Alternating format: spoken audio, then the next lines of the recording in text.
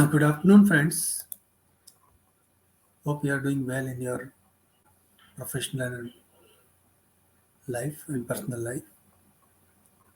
आज का टॉपिक जो हमने चूज किया है वो है अनरजिस्टर्ड ट्रस्ट का टैक्सेशन कैसे होगा, और जो प्रोविजनली रजिस्टर्ड ट्रस्ट थे और जो फाइनल रजिस्ट्रेशन या तो ले नहीं पाए या जिनका फाइनल रजिस्ट्रेशन का एप्लीकेशन रिजेक्ट हो गया, उनका रजिस्ट्रेशन कैसे होगा। तो इस विषय पे आज हम चर्चा करने के लिए हैं। तो दो तरह के ट्रस्ट हमने निकाले हैं, trust not registered under IT act और ट्रस्ट जिन्होंने अप्लाई तो किया था फाइनल रजिस्ट्रेशन के लिए लेकिन वो एप्लीकेशन रिजेक्ट हो गई। आपको सबको ध्यान है फाइनेंस एक्ट 2020 से और उसके बाद taxation laws amendment ordinance act से 2020 से सेक्शन 12A के रजिस्ट्रेशन के प्रोसीजर में कुछ चेंजेस किए गए थे। तो जो अनरजिस्टर्ड ट्रस्ट हैं उनको प्रोविजनल रजिस्ट्रेशन पहली बार अलाउ किया गया था। नियम यह है कि जो भी नया ट्रस्ट आज बन रहा है और अगर वो 12A और ETG के लिए रजिस्ट्रेशन लेना चाहता है या कोई ट्रस्ट ऑलरेडी बना हुआ है लेकिन अनरजिस्टर्ड है इनकम टैक्स एक्ट में, तो वो एक बार प्रोविजनल रजिस्ट्रेशन के लिए फॉर्म 10A में अप्लाई करेंगे और फॉर्म 10A में अप्लाई करने के बाद उनको प्रोविजनल रजिस्ट्रेशन मिल जाएगा और जब वो अपनी एक्टिविटीज कमेंस करेंगे उसके 6 महीने के अंदर या प्रोविजनल रजिस्ट्रेशन का जो पीरियड है 3 साल का, जब वो 3 साल पूरी होने के 6 महीने पहले एटलीस्ट 6 मंथ बिफोर वो फाइनल रजिस्ट्रेशन के लिए अप्लाई उनको करना है। अगर नहीं करेंगे तो उनके ऊपर सेक्शन 115 TD लग जाएगा। प्रोविजनल रजिस्ट्रेशन के आधार पर एग्जेम्पशन तो क्लेम की जा सकती है सेक्शन 11 और 12 के अंदर, लेकिन अगर आपका प्रोविजनल रजिस्ट्रेशन फाइनल में कन्वर्ट नहीं हुआ तो क्या होगा। इसमें कुछ लोगों का ये कहना है कि एग्जेम्पशन तो क्लेम की जा सकती है क्योंकि जो लॉ है वो प्रोविजनल और फाइनल रजिस्ट्रेशन में कोई डिफरेंस नहीं करता है। ऐसा नहीं है। सेक्शन 12A के एंड में एक प्रोविजो है, वो ये कहता है कि जो प्रोविजनली रजिस्टर्ड है वो जब फाइनली रजिस्टर्ड होंगे तो उनका एग्जेम्पशन उस साल से मिलेगा जिस साल से वो प्रोविजनली रजिस्टर्ड हुए थे।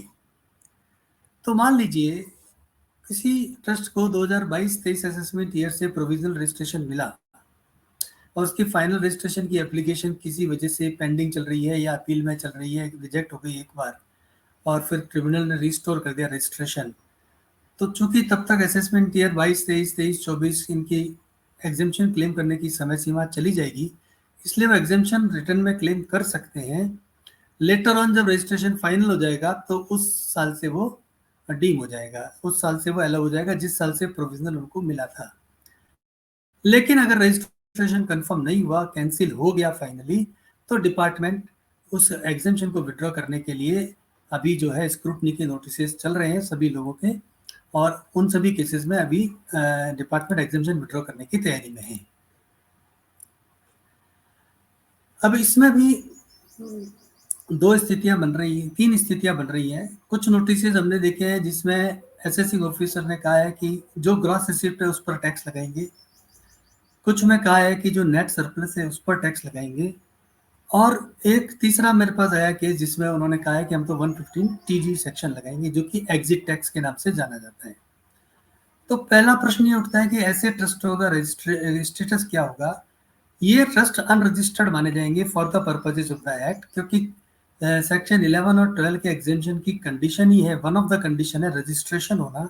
रजिस्ट्रेशन का मतलब एक बार आप प्रोविजनल लेंगे जो प्रोसीजर के अकॉर्डिंग है, फिर आप फाइनल लेंगे और फाइनल अगर आपको मिल गया तो जिस साल आपका प्रोविजनल मिला था वहां से आपका एग्जेम्पशन अलग होगा।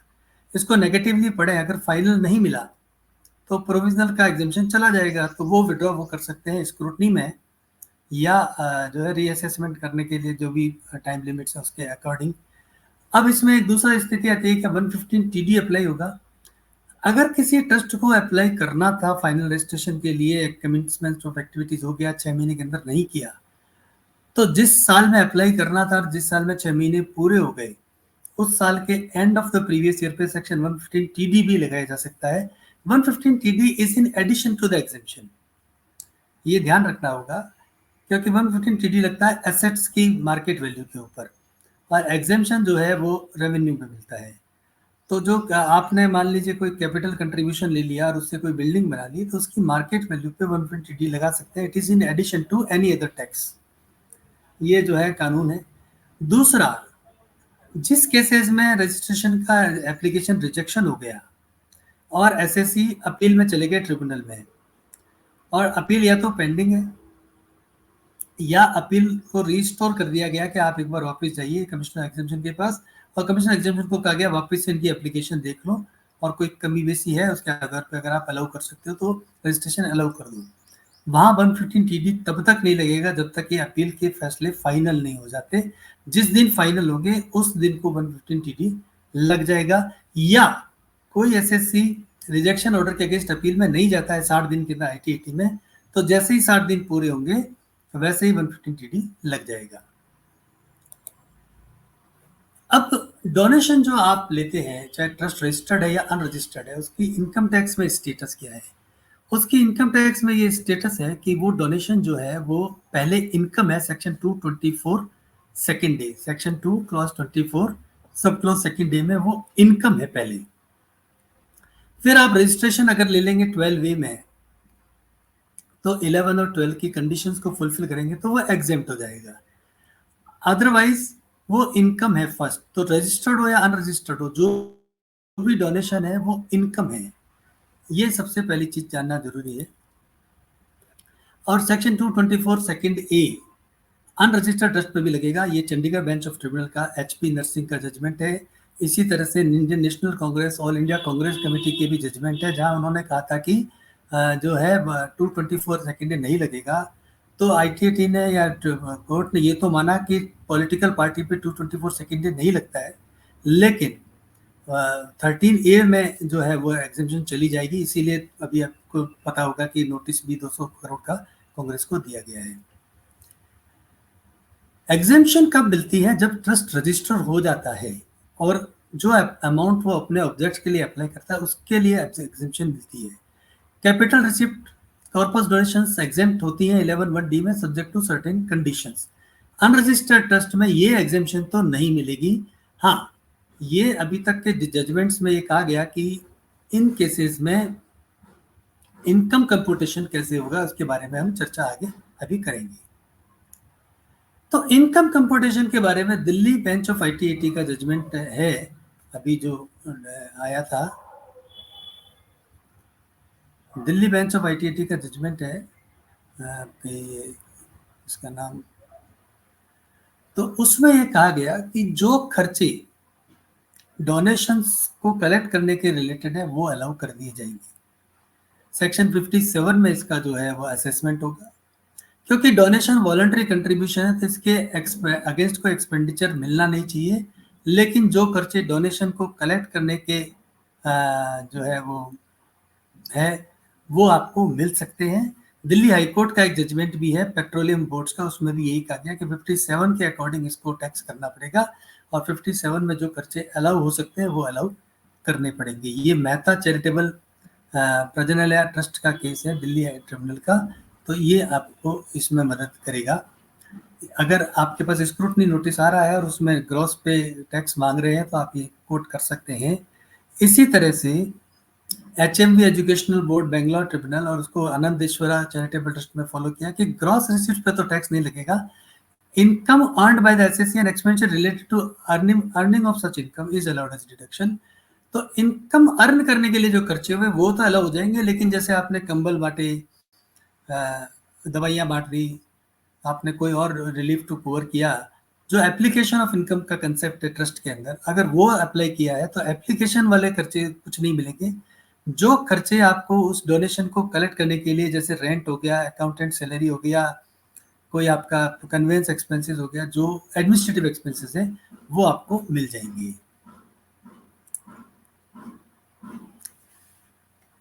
ये और भी जजमेंट इस बारे में है, कुंड दिगंबर जैन का है और रामालिंगा स्वामी टेम्पल का है, जिसमें सब में ये कहा गया है कि net income is required to be taxed and computed. Proof of expenses, अभी हमारे पास एक केस चल रहा है जिसमें गौशाला है और 28 लाख रुपए का चारा है और उसके उनके पास कोई वाउचर नहीं है, तो प्रूफ ऑफ एक्सपेंसेस तो लाना पड़ेगा। ये वाटर्स हाउस मुंबई ट्रिब्यूनल ने कह दिया, प्रूफ ऑफ एक्सपेंसेस नहीं है तो फिर एक्सपेंसेस अलाउ नहीं होंगे। कॉर्पस डोनेशन के बारे में बहुत सारे जजमेंट हैं। अनरजिस्टर्ड ट्रस्ट को जो कॉर्पस डोनेशन मिलता है उसमें उनको कैपिटल रिसिप्ट माना गया, लेकिन अभी recently Akshay educational welfare society trust में पटना बेंच ऑफ ITAT ने इस सिचुएशन को एनालाइज किया और उन्होंने ये पाया कि सेक्शन 224 सेकेंड ए में 1973 असेसमेंट ईयर से 73-74 असेसमेंट ईयर से ये सेक्शन आया था, तब से लिखा हुआ था voluntary contributions received by a trust refer to in section 1023 4th 5th 6th और 6th और एनी अदर ट्रस्ट, जिसमें 11 वाले ट्रस्ट भी आपके आ जाते हैं, उसकी जो वॉलंटरी कंट्रीब्यूशन है other than contribution towards the corpus is जो है वो टैक्स चार्जेबल टू इनकम है।